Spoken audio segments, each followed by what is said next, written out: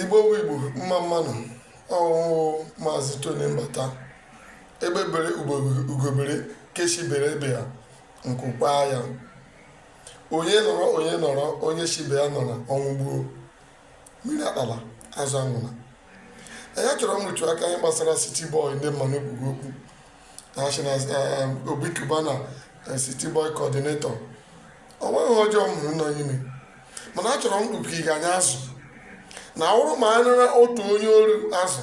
ama anyị niile ndị mmadụ ekwuola ihe mere anyị ji aba ka nwere ndị ekwuga some few people because ka anyị voturu votu a business anyị alalụgaghị ya because anyị voturu Peter Obi anyị voturu nwanne anyị ya na votu nwanne gị aga votu onye alalụgahụ biznes gị etu gbasị gị na ihe ime ga ahụ ọma ana alalụgahụ biznes gị awụ uro na ekwuru enwere ya ebe anyị nọ iji tilagojo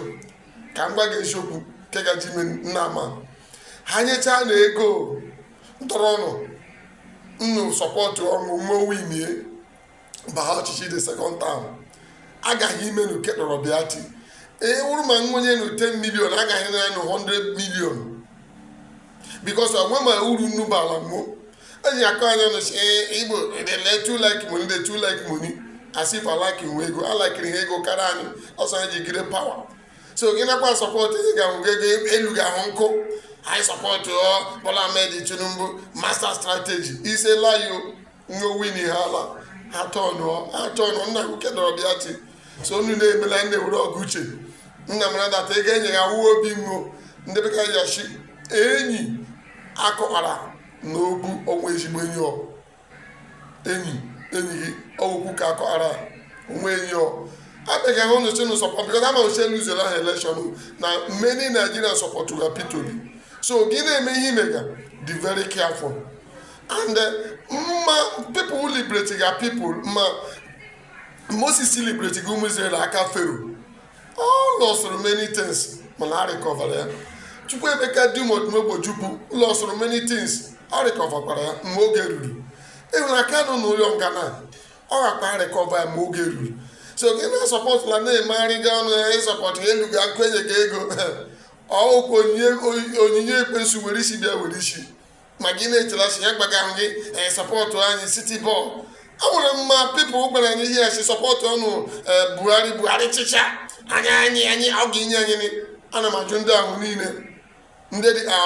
maazị Chief Ato Ezedem agaghị inye anyị ọchịchị ka ebe ọchịchị ọnụ enyela ahụ ya nwachikwanụ sọpọtụ ma Tinubu chikeka majụọ na ajụjụ adịghị emere ndị Yoruba ji ahụga this president as if ọ bịa birthright ekwuma ndị kwesịrị chi na owenye nwe ndị Igbo Hausa chiala Yoruba chia Yoruba nwekwara vice president Hausa chiala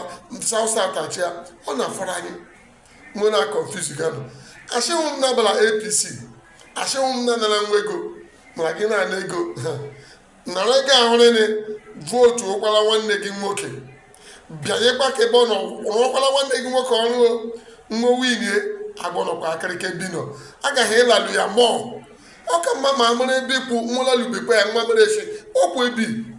ana ọga ya lụga na ahụmahụ ọgụ enyi mba enyi echebe ọ nọwa ọgụ uche agaghị ịnụ olu gbọtakwa nwụrụ ahụ onye ọzọ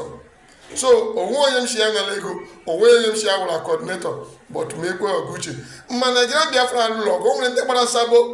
mgbe oge setiri abịara Imo steeti ụmụ nwa bizi ọchịchị echekwala mgbe ya gbanwochi medila nna na ochi chia Jesu amination ọ gbalara ga were ego ndị Igbo jee gburu ya biri ebe ọzọ so onwe onye mere ihe ọjọọ lọrọ m biko achọchi n'okposala m ozi ya oru ndị ọrụ aka oru ụmụ Igbo aka ka onye ọbụla mara chọga alụgugbu ọgụ uche ndị wonu ya gajiela onye ọbụla